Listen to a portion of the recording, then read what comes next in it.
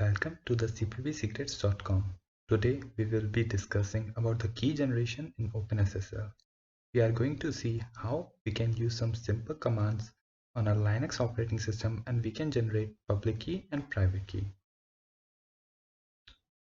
So here we can see an article of key generation in OpenSSL. Okay. Before the generation of key, we must take decision about key algorithm, key size and passphrase. So here we will be using RSA algorithm for this tutorial. About the key size, it plays a great role in deciding the key strength. The greater the key size, the more it will be secure. Now, passphrase. This is the phrase which is given at the time of key generation and you have to give it every time you want to access the private or the public key. Here we can see the command for generating the key in the OpenSSL. So here in the option we can see we have used RSA algorithm specified here in the command itself. Also we want to save the key file in some file named fd.key.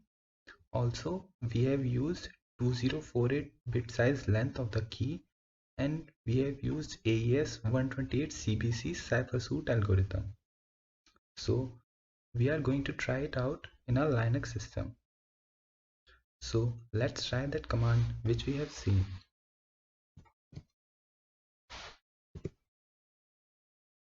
Now the system is asking for the passphrase.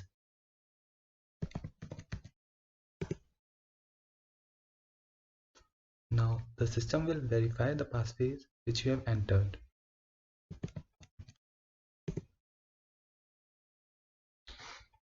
Now we can see our key has been generated and it has been saved in the file fd.key.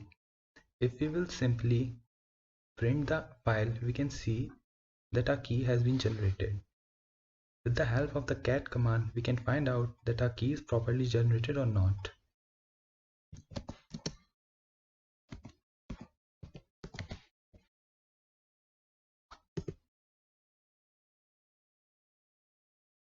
So here we can see a private key has been generated and we can see it's in the form of encrypted. Now suppose if we want to access the public key inside this, we can see here like if we need to have just the public part of a key separately, we can use the following command. So we are going to use the option pub out and save the public key in a separate file fd public.key.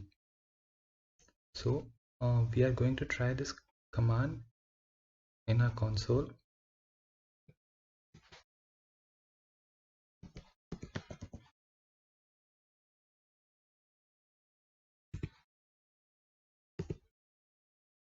As you can see, we are trying to access the fd.key file in which we have created our initial key, and from that key we are trying to access the only public part of that key.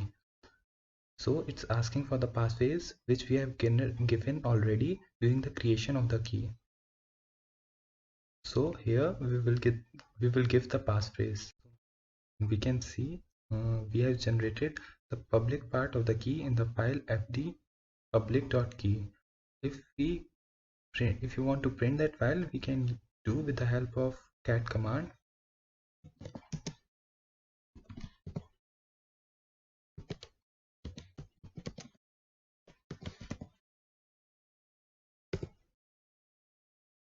So here we can see we have the public part of the key in the encrypted form.